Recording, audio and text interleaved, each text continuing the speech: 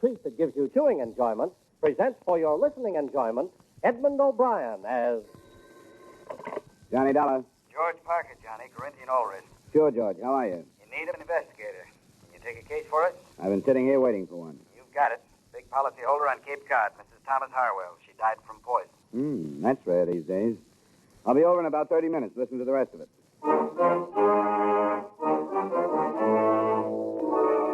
The makers of Wrigley's Spearmint Chewing Gum bring you Edmund O'Brien in a transcribed adventure of the man with the action-packed expense account, America's fabulous freelance insurance investigator. Yours truly, Johnny Dollar.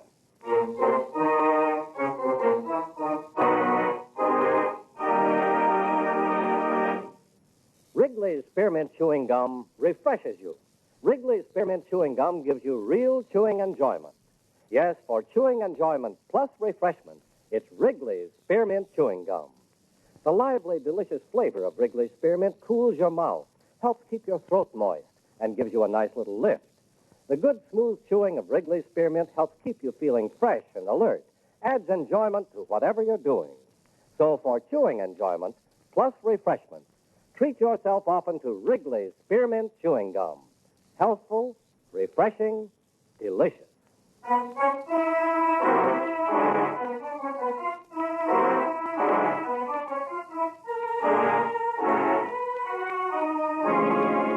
Expense account submitted by Special Investigator Johnny Dollar to Home Office, Corinthian All Risk Insurance Company, Hartford, Connecticut.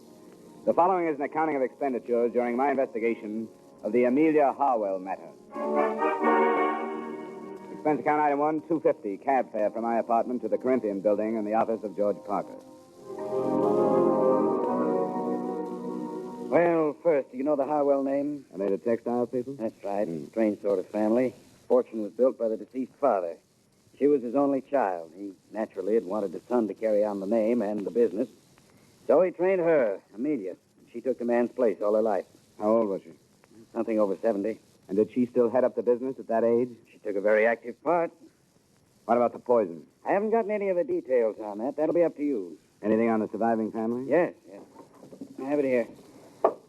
Her husband, Thomas, the daughter, Maxine, and a son, Dexter. Here, you keep it. Got the ages and all. Thanks. From what I can gather, she was an extremely domineering woman. Ran her household like a factory. There must have been very little warmth toward her. Then, when you consider the fortune she's leaving and the insurance... How much did she carry? Too much. $150,000 for the family and over $200,000 with the corporation as beneficiary. That kind of money you should have hired me earlier as a bodyguard. Expense account item 2, $40, car rental, and $22 fuel and incidentals between Hartford and the Harwell estate on the eastern shore of the Cape near South Wellesley. The mansion was as solid as the family's Dun and Bradstreet rating. Heavy brick construction with turrets, shuttered windows, and massive double doors that opened into a coldly formal entry hall. The widower, Thomas, as might have been expected, was the rabbit type. Pinch glasses, high-stuffed collar with string tie and sparse hair. It was announced to him in the library where, from the wall, a life-size portrait of Mrs. Harwell seemed to be keeping an eye on the proceedings. Well, how do you do, Mr. Dollar? Nice of you to see me, Mr. Harwell. That will be all, Brighton. Yes, sir? And close the door, Brighton. Yes, sir. Please sit down, Mr. Dollar. Thank you. Well, these things are always hard to start, Mr. Harwell. I'm accustomed to bluntness, Mr. Dollar. Besides, I've talked about Mrs. Harwell for almost 50 years. I see no reason to hesitate now, because she's dead. She was poisoned, you know. Yes, I'd heard. But I don't think she minded. You don't think she minded? Mrs. Harwell was an invalid. She had a very short time to live. I didn't know that. Well, very few people did. She hardly admitted it to herself. Mrs. Harwell was a very strong woman, one who despised weakness, yet made everyone around her weak. Neither of these points have been released to the papers, the illness or the poison? No. Due to a friendly gesture by the police, she's been spared notoriety. She wouldn't like it to be known, so it isn't. Was she in pain, Mr. Harwell? She never told me. Do you think she could have taken the poison herself? I hardly think so. That would have been an admission of defeat. I see. Do you have any idea how she could have gotten the poison, then? You're asking me if I suspected children, and you're finding it difficult to do so. Is that correct? It's hardly a pleasant thing to bring up. The time for delicacy is past. I'm afraid I don't approve of my daughter or my son at all. Oh? They're the worst sort of rich men's children. Or rich women's, I should say. I was never allowed to be their father. All they've had is a mother. They have no gumption, no ambition. They've been overly educated and have developed nothing but insatiable lust for their mother's money. And it's too late to change them. Without it, they could not exist. I understand they live here. They do. I shall have Bryden call them to the drawing room if you wish. That won't be necessary right now. What about the servants? Well, there are 8. Mrs. Harwell settled a small amount on each, but unfortunately they are above suspicion. They're common people, and as a result, good. Did Mrs. Howell have a nurse? She wouldn't hear of it. Well, certainly a doctor, then. Yes, Dr. Stevens in the village. Thanks, Mr. Howell. I won't take up any more of your time. You're welcome any time, Mr. Dollar. Please give Dr. Stevens my regards.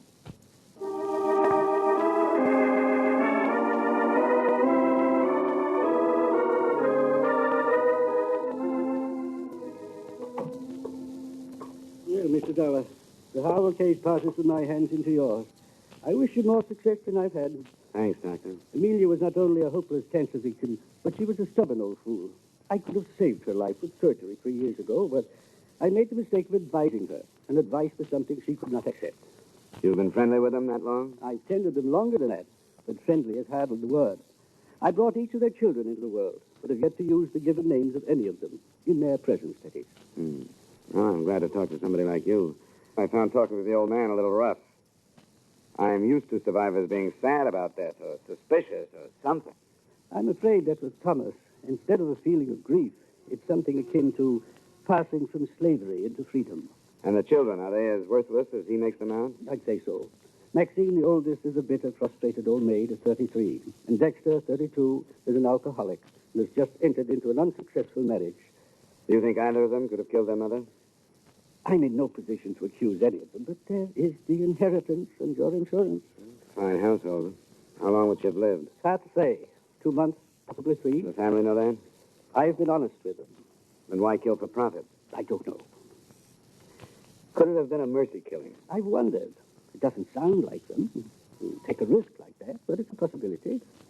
What kind of poison was it? I don't know. I've been asked to attend the inquest this afternoon. If you'd like to call me at home this evening, I'd be glad to tell you what I've learned. Thanks, Doctor, I will. So far, except for lining the family up and accusing them one by one, I can't seem to map out a move. What about this marriage you mentioned? Dexter's? I don't know much about it. The girl's name is Gretchen Nielsen. She owns a small photographic studio just down the street. Small business, huh? It's below Harwell standards, isn't it? That is probably the cause of the trouble. I don't doubt that Amelia wouldn't let her in the house.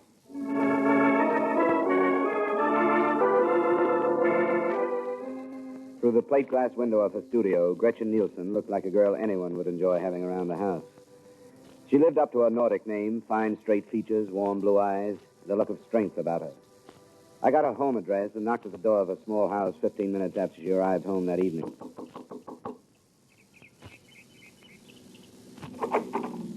Miss Nielsen? Yes? I guess I should have said Mrs. Harwell. My name is Dollar. I'm an insurance investigator working on the elder Mrs. Harwell's death. I'd like to talk with you. Well, I don't know anything about it. Why have you come here? Because I haven't found any place else to go. I'd rather not talk to you. Why not? There are things you don't want to say? All right. Come on in. I'm surprised I haven't been questioned before this. The police haven't started yet. Probably why you haven't. I suppose that means I can expect to be dragged into it by them. I'd imagine so, yes. We can sit over here. You know she was poisoned, don't you? Yes, I didn't until Bryden the butler told me. I read about the death in the paper and phoned out there. Why aren't you living there with your husband? You have no right to ask me things like that, have you? You don't have to answer my questions, but it might be a good idea to get things out in the open. Why? Because there has to be a reason for Mrs. Harwell to die the way she did. Could your marriage to Dexter be behind it in some way? I don't see how. Wouldn't they let you and Dexter live together in the house? I didn't give them a chance to let me. They knew I'd never live there. What did they tell you? What did they say about the fortune hunter who lured and trapped their only son? You weren't mentioned. That's hard to believe. Why isn't Dexter here with you?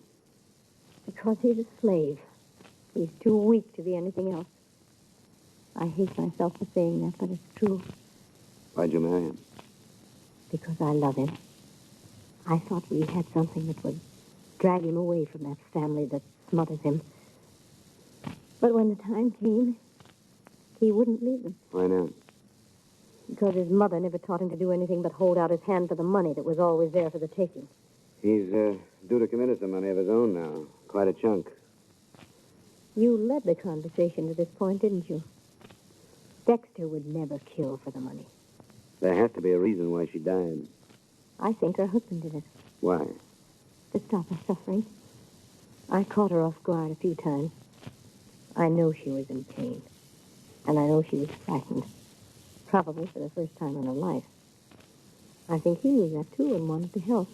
That could be. First, you sounded like you hated her. Now you don't. I feel sorry for her. Because she made so many mistakes. And now she's dead, and there's nobody to correct them.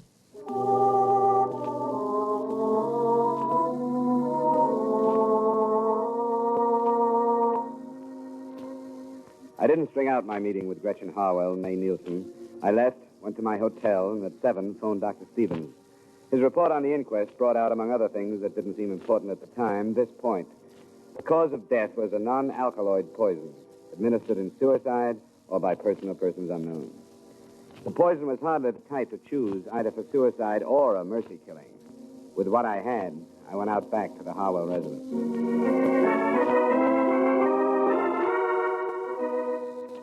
I'm sorry, sir. Mr. Harwell has retired. Is the rest of the family up? Yes, sir. I wonder if you'd tell them that I'd like to see them. Very well, sir. If you'll wait in the library, I'll tell them you're here.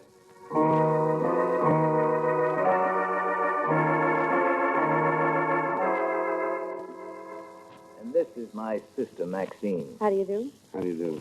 Now, what do you want? I understand both of you were here the night your mother died. Yes. Yes, that's I've just gotten the verdict of the inquest. The poison that killed her was not a pleasant one.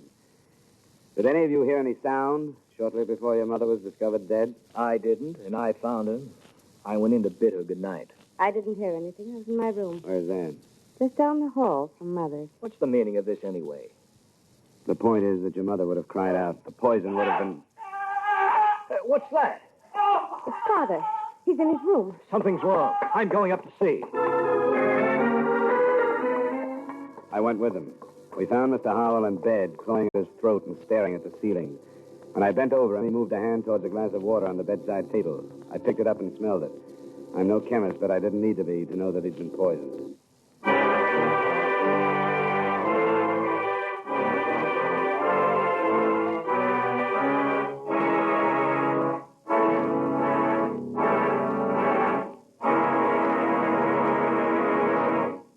Friends, wherever you are, whatever you're doing, you'll enjoy chewing Wrigley's Spearmint Gum. Chew Wrigley's Spearmint while you're working. The lively, full-bodied flavor of Wrigley's Spearmint gives you a refreshing little lift. The smooth, pleasant chewing of Wrigley's Spearmint Gum helps keep you feeling relaxed and satisfied. Makes your job seem easier. Chew Wrigley's Spearmint Gum in your home, when you're out walking or driving, when you're enjoying outdoor sports and other activities. Wrigley's Spearmint Gum tastes good anytime, and the natural chewing aids digestion and helps keep your teeth bright and attractive. Yes, wherever you are, whatever you're doing, you'll enjoy chewing Wrigley's Spearmint Chewing Gum. Healthful, refreshing, delicious. And now, with our star, Edmund O'Brien, we bring you the second act of yours truly, Johnny Dollar.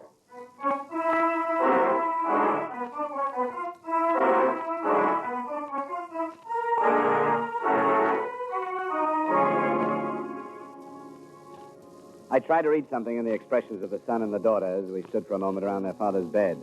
There wasn't much in them. No surprise, no fear, no satisfaction. Maxine looked a little embarrassed and left to phone Dr. Stevens. Dexter looked a little vague and said he thought he knew where a medical book was. And I was left alone with Thomas Harwell. I'm all right. I'm all right. Call him back, Mr. Dollar. I'm all right. I won't die. Of course you won't. I'm all right. How much water did you drink? Not very much. I was so thirsty, too. But I think I smelled it. I only said I felt a terrible burning in my throat. I could hardly breathe. Who would do this to me? I was hoping you could tell me, Mr. Harwell. We won't talk about it now. Dr. Stevens is coming out to have a look at you. I'm glad he's been called. He's my friend.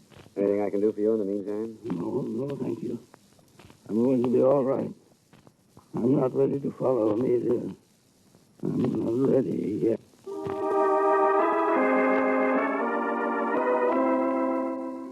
I took the glass of poisoned water with me when I left the room. I put it on a table in the hallway outside his door and stayed with it until Dr. Stevens arrived. He spent about 15 minutes with Mr. Harwell, and then he joined me. It's all right. Where's the family? I sent him downstairs. Good. You said you had the glass? Yeah, here it is. Smell it. There must be enough poison in this to kill 100 people. He's a very fortunate man. Can you tell if it's the same stuff that killed his wife? I'd say yes. Canadine or some such. What did he say to you? Very little. I'm only his doctor, you know. But he did tell me that it was unnecessary for this to be reported to the police. Oh? I told him it would be absolutely unethical if I didn't. Sounds to me as though he's trying to protect the children. I guess they're used to that. By the way, did you notice the marks on his throat? No. Looks as if somebody has tried to strangle him. Strange. I didn't notice. Will it be all right if I talk to him now? Oh, I think so. I gave him a very mild sedative, but it won't go to work for a while. Do you want me to wait? Not unless you think you should. He doesn't need me any longer. And if you'll stay here in case of another attempt... I will. I'll call you if anything develops. Fine. Good night, Mr. Dollar. Good night, Doctor. Yes? How are you feeling, Mr. Harwell? Oh, quite well, thank you. Quite well. I'm glad you came back, Mr. Dollar. I want to talk to you. I'm glad to hear that. I spoke to Dr. Stevens. About not reporting this to the police? Yes. Why must he be so uncooperative? Why did you want the police to know? Because no matter how serious the purpose was, the results were harmless. I want the subject dropped. Are you afraid of what police investigation might bring out? For the sake of the family reputation, I do not want their meddling. I intend to manage this in my own way. Tomorrow morning, I'm going to discharge all of the servants. You told me earlier that they were all above suspicion. You remember? Since this attempt upon my life, I thought they were. It's hard to understand, Mr. Harwell. If you really think that one of the servants tried to poison you, you must realize that the same one killed your wife. Still, you want the matter dropped. I do. Amelia is gone. I see no possibility that she will return because I bring about for myself and my family the unpleasantness of police interference. You may believe in your logic, but I'm sorry it won't work. It'll have to be reported. Then, young man, leave this house. I didn't want you here. You will never be allowed under this roof again. All right, Mr. Harwell. Good night.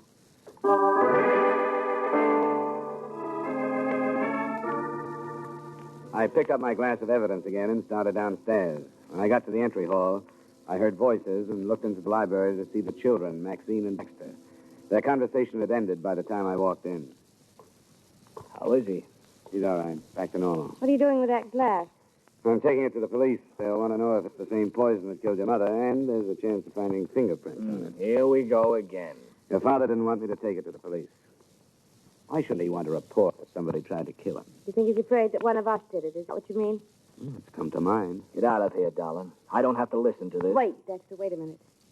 That's what he thinks. The police are going to, too. Then I'll listen to them. It's their business, but not his. I don't have anything to be afraid of. I didn't keep a 3-month-old marriage secret like you wanted me to. Dexter. And I didn't break the news to her by telling her that she was going to be a grandmother like you wanted me to. You think everything's wrong. Dexter, shut up. You're drunk. Oh, let him accuse you. I'm not going to listen to him. I'm going to bed. He drinks too much. Is what he said true? About the baby? Yes, it's true. And he's living here? Obviously. And his wife. She seems to deserve better. Yes, she does. Dexter was here waiting for Mother to die. Because he knew she'd disinherit him if he moved out. And now, neither one of us had better say any more until we get legal counsel.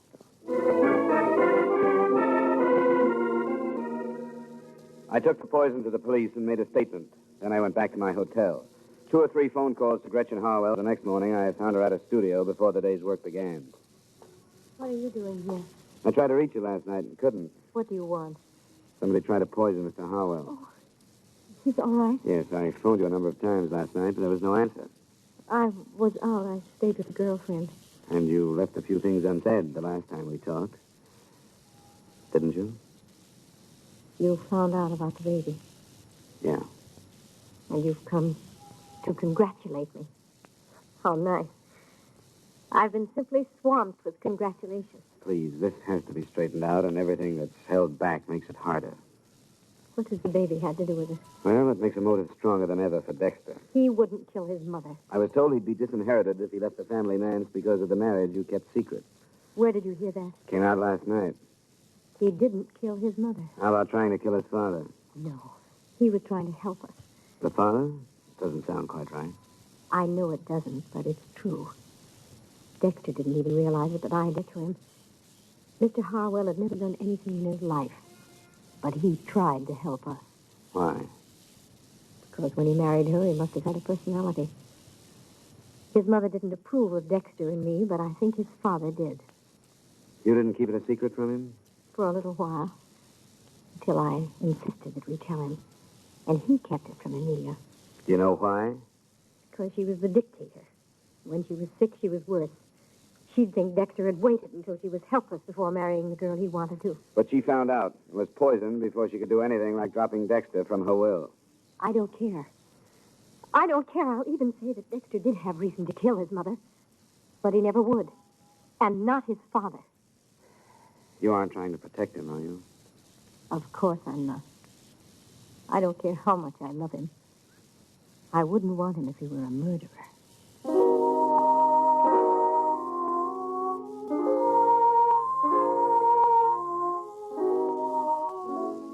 I did a lot of thinking after I left her. It would have been easy to be swayed by her, and I took that into consideration.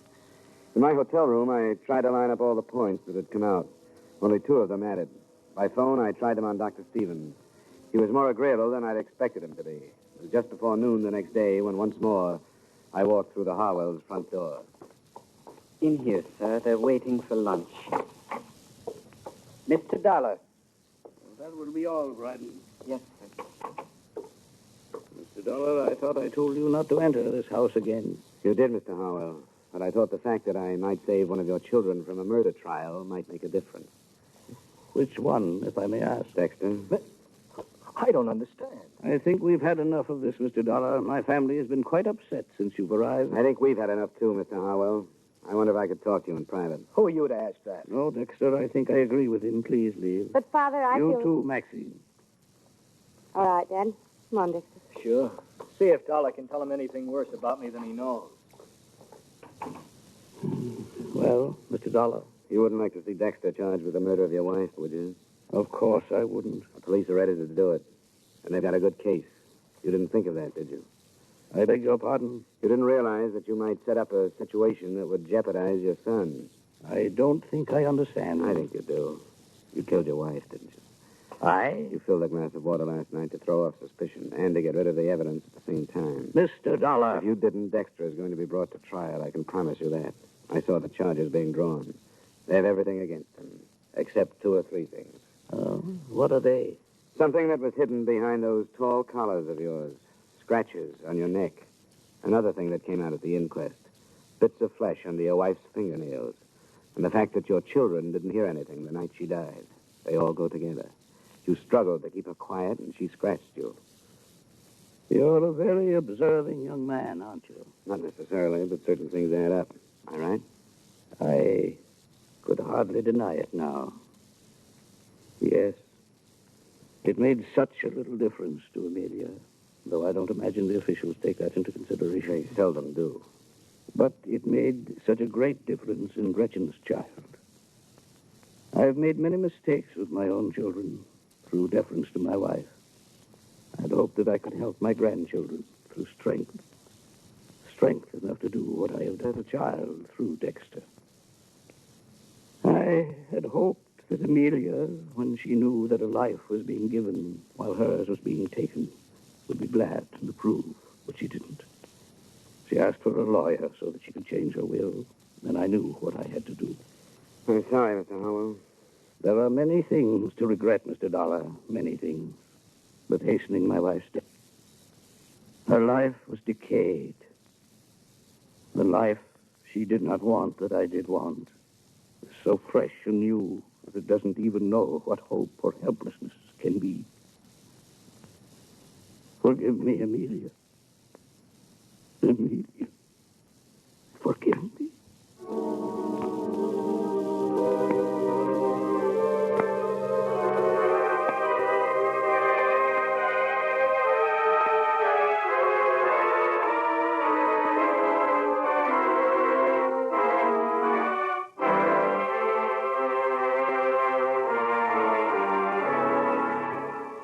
Expense account item 3, miscellaneous, $35.85. Item 4, same as item 2, transportation back to Hartford. Expense account total, $122.35. Yours truly, Johnny Dollar.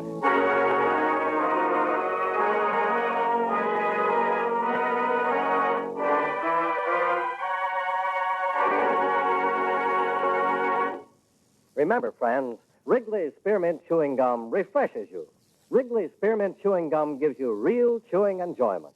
The lively, full-bodied flavor of Wrigley's Spearmint cools your mouth, freshens your taste, sweetens your breath. The smooth, pleasant chewing of Wrigley's Spearmint helps keep you feeling relaxed and satisfied, makes whatever you're doing more enjoyable. Yes, for refreshment plus chewing enjoyment, treat yourself often to Wrigley's Spearmint Chewing Gum. Millions enjoy it daily. Get a few packages and always keep some handy. That's Wrigley's Spearmint Chewing Gum. Healthful, refreshing, delicious.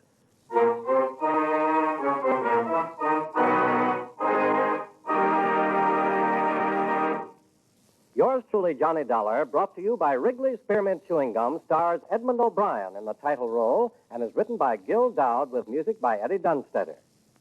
Edmund O'Brien can soon be seen starring in the Paramount Pictures production, The Turning Point.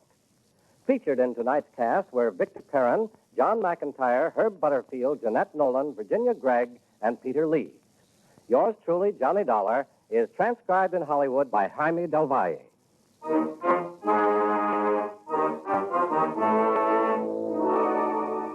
The makers of Wrigley's Spearmint Chewing Gum hope you enjoyed tonight's story of Johnny Dollar and that you're enjoying delicious Wrigley's Spearmint Gum every day. We invite you to join us next week at the same time when, from Hollywood, Edmund O'Brien returns as Yours truly, Johnny Dollar.